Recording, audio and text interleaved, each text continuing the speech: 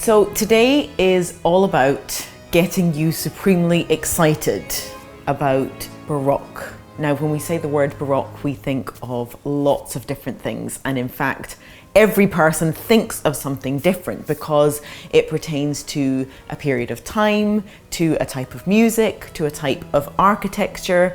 The origins of the word Baroque are not at all opulent and beautiful, but actually sort of distorted and weird looking and a little grotesque. Much like inside the music in a more detailed way that celebrates extremes and contrasts, so does the overall presentation of the music, one that insists upon unity but constantly presents variety. It was a period of our history that is full of creation, full of so much richness, and even within Baroque music itself, it has the full range of human expression and human experience. And when addressing Baroque music, this is a style of music that the more you hear and the more you know, the more you're desperate to know. It is an endless pit of discovery and of nuance and contrast and drama and excitement and dance and beauty, and sometimes, especially in the case of Italian Baroque, which is what we will be focusing on, sometimes ugliness too.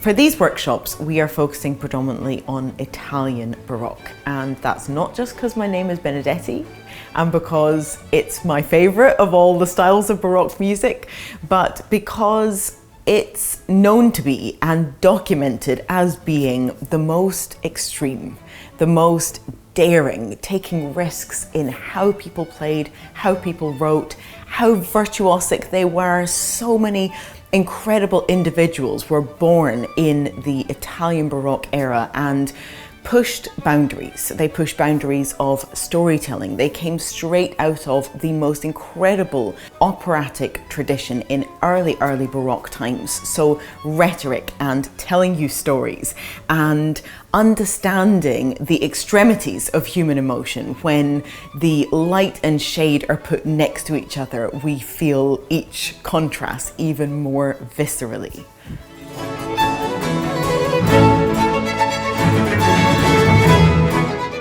The Italian Baroque artists were masters of drama, heightened drama, and of tension and release, tension and resolution, of the cyclical nature of stories, that we start someplace, that we can go in any single direction, that can be very painful, very beautiful, very tender, very community spirited, and in the end, we naturally are compelled and pulled back to our home.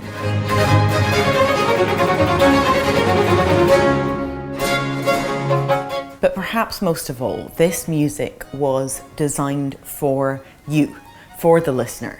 The music was written absolutely with the aim to be able to be understood. A lot of music before this time was more difficult to understand the meaning of. It was deeply polyphonic music, meaning that so many different voices were interacting with one another. The text and what was being said was often quite condensed and simplified because of the complexity of how voices interacted with one another. This era is about communicating, and communicating a story that is understandable, is clear, and documents the human expression and human story. The artists of the Baroque era also entered into an unusual push and pull and relationship between sacred music and secular music, between also slow music and fast music. All of these opposites and extremes were being tested and tried out.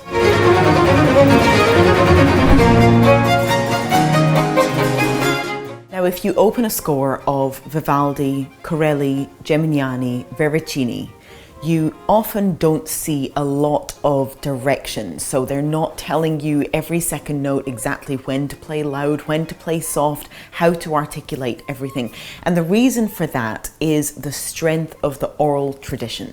Musicians work together, learn together. Quite often you had one director or concertmaster or, let's say, leader of the group that would spend so much time and energy with their students and would form an orchestra, and there was an intense culture of musicianship and of understanding the language, much like if you were speaking to somebody you know extremely well versus somebody who you don't know so well. That person that you speak to every day, there are many things that go unsaid because they don't need to be said. You have a connection. Musicians spoke a language to one another and within groups, large or small, that was so cultivated and one that everybody understood. So if you look at a piece of Italian Baroque music, quite often you can be mistaken for thinking that it's bland or flat. But that certainly is our mistake and is purely a result of an oral tradition that died out at some point. People stopped teaching the next generation exactly how to interpret and dramatize this music.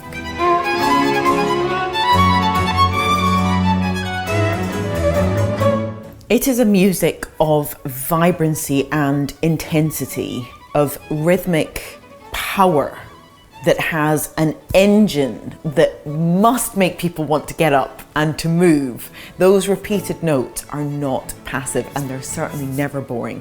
It is a music of harmonic patterns that, yes, are repetitive, but the repetition is consoling and comforting and makes us feel at home, or it creates tension that makes you want to go home. If we can dedicate ourselves and step into this music in the way that it deserves to be played and to be interpreted, it can be the most joyous and binding music. And that is whether there are 5 people standing together or 95 people standing together. And yes, in Corelli's time, there are documents of that many people playing parts together all at once. This music can unlock a freedom inside of us, and I've experienced it myself, and I'm desperate for everyone else to experience that too.